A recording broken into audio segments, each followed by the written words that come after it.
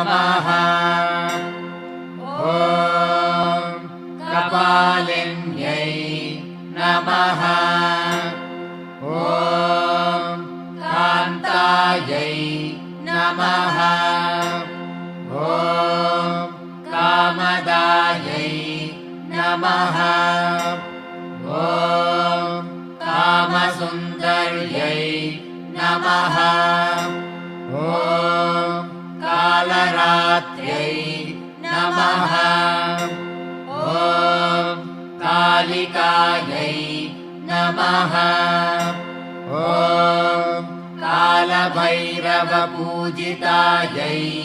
नमः।